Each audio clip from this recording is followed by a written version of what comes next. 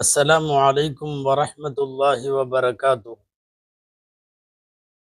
அளவற்ற அருளாளனும் நிகரற்ற அன்புடையோடுமாகிய எல்லாம் வல்ல அல்லாஹுவின் பெயரால் துவங்குகிறேன்.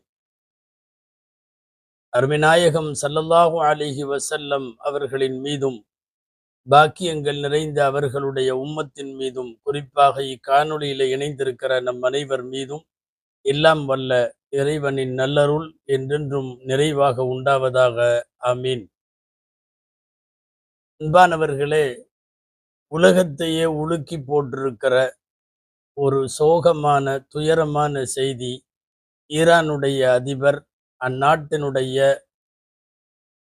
போராளிகளின் தலைவர், நீண்ட நெடுங்காலமாக அந்த மண்ணினுடைய மாடல் ஹீரோவாய் செயல்பட்ட ஆயத்துல்லா ஹமீனி அவர்கள் படுகொலை செய்யப்பட்டிருக்கிறார்கள். வல்லாதிக்க அரசுகளால் படுகொலை செய்யப்பட்டிருக்கிற அதிபரின் வயது சுமார் 86. சொல்லப்போனால் அரபு நாடுகளுக்கிடையில் துணிச்சல் மிக்க போராளி, மேற்குலகத்தினுடைய சதி செயல்களுக்கு எதிராக, குறிப்பாக அமெரிக்காவின் கள்ள குழந்தையான இஸ்ரேலுக்கு எதிராக களமாடி ஈமானிய நெஞ்சுரத்தோடு துணிவாக எதிர்த்து நின்ற ஒரு வீரர் படுகொலை செய்யப்பட்டிருக்கிறார். அதுவும் அவர் மாத்திரமல்ல, அரண்மனையிலே தங்கி இருந்த போது குடும்பத்தோடு, மகளோடு, மருமகனோடு, பேர குழந்தைகளோடு, உறவினர்களோடு படுகொலை கொத்தாக செய்யப்பட்டிருக்கிறது.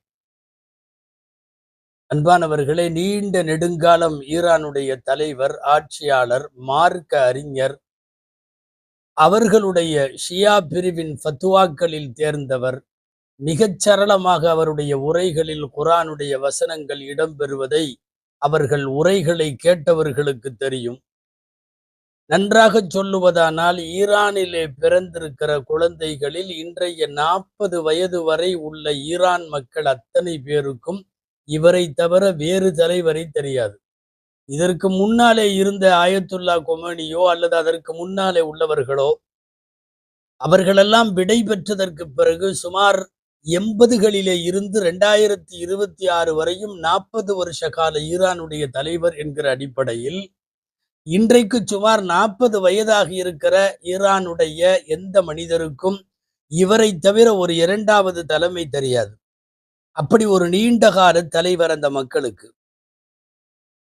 நன்றாகவே சொல்லலாம், கோழைத்தனமாக வாழ்ந்து கொண்டிருக்கிற நிறைய அரபு உலகத்தின் தலைவர்களுக்கிடையில் நமக்கு ஏதாவது ஆகிவிடுமா, நம் ஆட்சிக்கும் நாட்டுக்கும் நம் அரசுக்கும் அரசியலுக்கும் பங்கம் வந்து விடுமோ என்று கருதி வல்லரசுகளினுடைய காலை பிடித்து கொண்டு வாழுகிற கோடைகளான அரசர்களுக்கிடையில் அவர்களுக்கு எதிராக உரத்து கூவிய ஒரு துணிச்சல் மிக்க அரசர், அதிபதி ஹமீனி அவர்கள் படுகொலை செய்யப்பட்டிருக்கிறார்கள். மத்திய கிழக்கு நாடுகளிலும் இவர்கள் போல் ஒரு துணிச்சலான அரசியல் தலைவரை, துணிச்சலான அதிபரை பார்க்க முடியாது. இந்த பதிவை போடுவதற்கு காரணம் என்னவென்றால், இந்த கமீனியனுடைய படுகொலையை ஒட்டி நடைபெறுகிற பல்வேறு விவாதங்கள், கருத்து பரிமாற்றங்கள், இரங்கல்களிலே கூட வித்தியாசமான சில வார்த்தைகள் ஒரு பெரிய வருத்தத்தை உண்டாக்கி இருக்கிறது. ஒரு மனிதர் இறந்து போனதற்கு பிறகு அவரை பற்றி விமர்சிப்பதற்கு, அவரை பற்றி தீய முறையிலே பேசுவதற்கெல்லாம் உள்ள மனிதநேயமற்ற இந்த முறை இந்த மார்க்கத்தில் அனுமதி இல்லை. படுகொலை என்ன மாதிரி நடந்திருக்கிறது என்கிற சூழலை கவனிக்க வேண்டும். சர்வதேச அளவில் முஸ்லிம் சமூகத்திற்கு எதிராக பின்னப்படுகிற சதிவலைகளின் வழியேதான் பார்க்க வேண்டுமே தவிர, இது வெறுமனே அரசியல் சார்ந்தது மட்டுமல்ல. கொன்றவர்கள் யார் என்று பாருங்கள். கொன்றவர்கள் பல நாடுகளில் முஸ்லிம் குழந்தைகளை கொன்றவர்கள், பெரியவர்களை கொன்றவர்கள், பெண்களை கொன்றவர்கள், ஈவு இரக்கம் இல்லாமல் மருத்துவமனைகளில், கான்வென்ட் ஸ்கூல்களிலெல்லாம் குண்டு போட்டு கொன்றவர்கள். ஒரு 20-25 வருஷமாக கசாவினுடைய பலஸ்தீனத்தினுடைய குழந்தைகள் அந்த சந்ததியையே அழித்தவர்கள் கொடூரர்கள் கொண்டிருக்கிறார்கள். பலஸ்தீனத்தினுடைய வரலாறு இன்னமும் காய்ந்து போடவில்லை. அது இரத்தத்தோடும் ஈரத்தோடும் இன்றைக்கும் இவர்களின் அக்கிரமத்திற்கு சாட்சி சொல்லுகிறது. இதுவெல்லாம் சர்வதேச அளவிலே உள்ள சூழல். இன்றைக்கும் இந்த படுகொலைக்கு ஒட்டி நடைபெறுகிற விஷயங்கள் என்ன? அடிப்பவனும் முஸ்லிம், அடிக்கப்படுபவனும் முஸ்லிம். இந்த செயலை செய்துவிட்டு படுகொலைக்கு வித்திடுபவன் அத்தனை பேரும் மாபெரும் படுகொலைக்காரர்கள், கொடூரர்கள், கொடுங்கோலர்கள், மனித குலத்திற்கு எதிரானவர்கள். அமெரிக்காவினுடைய தளங்களை நோக்கி, அதுவும் அரபு நாடுகளிலே இருக்கிற மத்திய கிழக்கில் ஒவ்வொரு பிராந்தியத்திலும் இருக்கிற அமெரிக்காவினுடைய இராணுவ தளங்களை குறிவைத்து ஈரான் தாக்குதல் நடத்துகிறது. ஈரானிலே தாக்குதல் நடத்துபவனும் முஸ்லிம், பாதிக்கப்படுபவனும் முஸ்லிம். ஆனால் யாருக்காகவோ இந்த பாதிப்பு நடந்து கொண்டிருக்கிறது என்கிற சதியின் பின்னணியில் யோசிக்க வேண்டாமா? இது வெறுமனே அரசியல் சார்ந்ததல்ல. இஸ்லாத்திற்கும் முஸ்லிம்களுக்கும் எதிராக மேற்குலகத்தால் கட்டமைக்கப்பட்ட ஈராக்குடைய வரிசையில், ஆப்கானிஸ்தானத்தினுடைய வரிசையில், பலஸ்தீனத்தினுடைய வரிசையில் இன்றைக்கு ஈரான் நிற்கிறது என்கிற அடிப்படையை பாமரர்கள் கூட புரிந்து வைத்திருக்கிறார்கள். இன்றைக்கு குறிப்பாக ஐநா என்ற ஒரு அமைப்பு உங்களுக்கு தெரியும், அது ஊமையாக்கப்பட்டிருக்கிறது. விசேஷ அதிகாரத்தை பயன்படுத்தி செயல்படாமல் அதை தடுத்து வைக்கப்பட்டிருக்கிறது. ஒரு அறிக்கை கூட அவர்களால் கொடுக்க முடியாத அளவுக்கு கையறு நிலையில், கையாளாகாத நிலையில் ஒதுக்கி வைக்கப்பட்டிருக்கிறது ஐநா. மிருகத்தனமான தங்களுடைய பலத்தை பயன்படுத்தி எல்லா படுகொலையும் செய்கிறார்கள். ஒரு நாட்டுக்குள்ளே புகுந்து வெனிசுலாவில் அதிபரை கைது செய்து கொண்டு வந்து வைக்கிறார்கள். ஒரு நாட்டின் அரண்மனையில் அமைதியாக படுத்து கொண்டிருக்கிற ஒரு குடும்பத்தை ஒட்டுமொத்தமாக படுகொலை செய்துவிட்டு கொன்று விட்டோம், இன்னமும் இதற்கு மேலும் மோசமாக இறங்குவோம் என்று பகிரங்கமாக உலக அரங்கில் அவர்களால் பேச முடிகிறது. உலகத்திலே இருக்கிற நடுநிலை நாவுகள் எல்லாம் இவனுங்களுக்கு நல்ல சாவே வரக்கூடாது என்றெல்லாம் பேசுகிற அளவுக்கு நிலைமை போகிற போது நாம இங்க சொன்ன வர்றது என்ன தெரியுமா? இந்த இறந்து போன கமீனி யாரு தெரியுமா? இவர் சுன்னத்துல் ஜமாத்திற்கு எதிரானவர் தெரியுமா? இவர் கொள்கை என்னன்னு தெரியுமான்னு சில பதிவுகள், அவர்கள் சுய புத்தியோட தான் இந்த பதிவை எல்லாம் போடுறாங்களான்னு தெரியல. பழைய பதிவுகளை எல்லாம் தோண்டி எடுத்து இவரை பற்றி, அதாவது உலகமே இன்னாலில்லாஹி சொல்லி கொண்டிருக்கிற போது, உலகமே ஷஹீத் என்று சொல்லி கொண்டிருக்கிற போது, வல்லாதிக்கம் பிடித்தவர்களால் படுகொலை செய்யப்பட்ட ஒரு ஜனாசாவை குறித்து, அவரின் கொள்கை குறித்து இந்த நேரத்துல தூக்கி அந்த பதிவை போட வேண்டியதனுடைய அவசியம் என்ன? இது அர்த்தமற்றது இல்லையா? ஒரு காஃபிர் கூட இறந்து போனா அவனுடைய கெட்டதை பேச வேணான்னு தானே நம்முடைய மார்க்கம் சொல்லி தருகிறது. உதுகுரு மஹாசின மௌதாக்கும் வலததுகுரு மசாவீஹிம், நீங்கள் உங்களில் இறந்து போனவருடைய நன்மையை மட்டும் பேசுங்கள், அவர்களுடைய குறைகளை பேசாதீர்கள் என்றுதானே இருக்கிறது. இறந்து போன கமீனியினுடைய அகீதாவை பேசுவதற்கு அவரின் ஜனாசாவை வைத்து கொண்டா பேச வேண்டும்? ஒரு துணிச்சல் மிக்கவர் எதிர்த்து போராடி வீர மரணத்தை சந்தித்திருக்கிறான் என்று உலகம் பாராட்டுகிற போது உங்களுக்கு எங்கே கொள்கை அரிப்பு வருகிறது? இது என்ன மாதிரியான மனோபாவம்?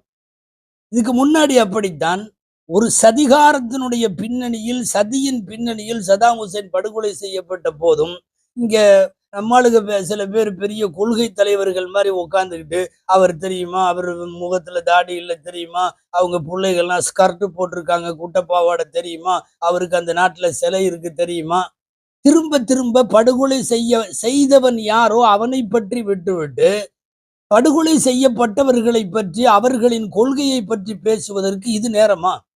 நாம வேற நேரமெல்லாம் நாம பேசிட்டு இருக்கோம், அது வேற. ஷியாக்கள்னா யாரு, சுன்னத்துல் ஜமாத்னா என்ன, ஷியா சன்னியினுடைய இது என்ன, அவர்கள் அபூபக்கர் ரலியல்லாஹு உமர் ரலியல்லாஹு அன்ஹு போன்றவை விமர்சிப்பதில் இருந்து ஆயிஷா அம்மா வரை அவர்களுடைய நிலைப்பாடு என்ன, அதெல்லாம் பேசுறதுக்கு நேரம் வேற.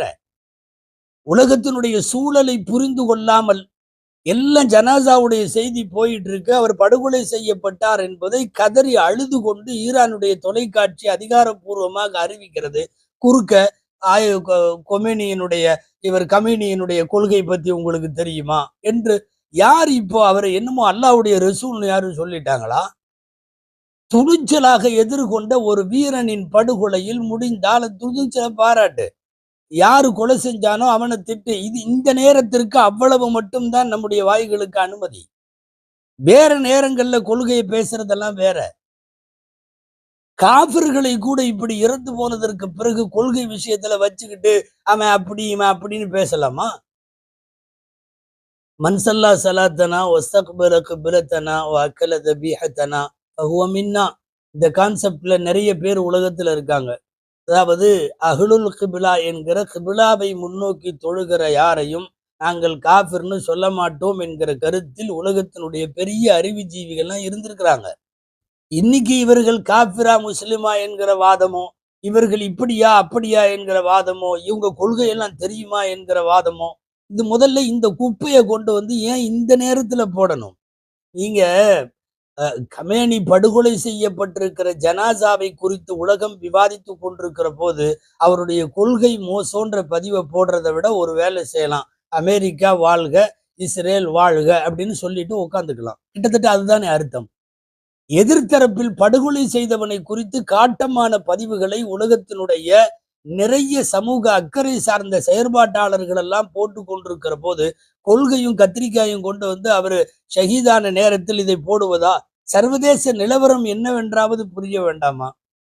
ஒரு ஆப்கானை சுடுகாடாக்கியதற்கு பின்னால், ஒரு ஈராக்கினுடைய வளங்களை எல்லாம் கொள்ளையடித்ததற்கு பின்னால், அடுத்து ஈரானுடைய அத்தனை வளங்களையும் கொள்ளையடிப்பதற்கு பெரிய அச்சுறுத்தலாக இருக்கிற ஒரு வயதான முதியவர் இவரை போட்டு தள்ளினால், படுகொலை செய்தால் மட்டும்தான் அந்த நாட்டின் வளங்களை கொள்ளையடிக்க முடியும் என்கிற சர்வதேச சதித்திட்டத்திற்கு பின்னாலே தானே இவர் படுகொலை செய்யப்பட்டிருக்கிறார். ஒரு பாவமான முறையில், பரிதாபமான முறையில் ஒரு சிங்கத்தை சாய்த்திருக்கிறார்கள். இங்க உட்கார்ந்துக்கிட்டு அவருடைய கொள்கையை பற்றி பேசுவது இந்த நேரத்துல பொருத்தமா? ஏன் இவர்களுக்கெல்லாம் இது என்னமோ உள்ளூர்ல கட்சி அரசியல் பண்ற மாதிரி உள்ள அளவிலே மாத்திரம் தங்களுடைய சிந்தனை வட்டத்தை குறுக்கி கொண்டிருக்கிறார்கள். சர்வதேச சதி நிலவரங்களை குறித்து இவர்கள் யோசிக்க வேண்டாமா? புனித ரமதானுடைய நேரம் இது போன்ற கொள்கை விஷயங்களை இந்த நேரத்தில், அதுவும் ஷஹீதாக இருக்கிற நேரத்தில் முன்னெடுத்து வரக்கூடியவர்களை பற்றிய வார்த்தைகள் ரொம்ப கட்டுப்பாடோடு பேச வேண்டிய நிலவரம் இருக்கிறது. அன்பானவர்களே, எல்லாம் வல்ல இறைவனிடத்தில் துவா செய்யுங்கள். நிச்சயமாய் கமேனியின் மரணம் ஷஹீதுடைய மரணம், அது வீர மரணம், ஆதிக்க சக்திகளுக்கு எதிரான மரணம், உலகத்தில் வல்லரசுகளுக்கு எதிராக போர்க்குரல் கொடுத்து கொண்டிருக்கிற ஏராளமான நாடுகளின் ஒரே குரலாக இருந்தவருடைய மரணம் அது. இறைவனிடத்திலே பிரார்த்திப்போம், உயர்ந்த ஷஹீதுகளுக்கு உள்ள சுவனபதியில் இறைவன் இவர்களை சேர்ப்பானாக. ஆமீன். வாஹிர் தஅவானா அல்ஹம்துலில்லாஹி ரப்பில் ஆலமீன். அஸ்ஸலாமு அலைக்கும் வரஹ்மத்துல்லாஹி வபரகாத்துஹு.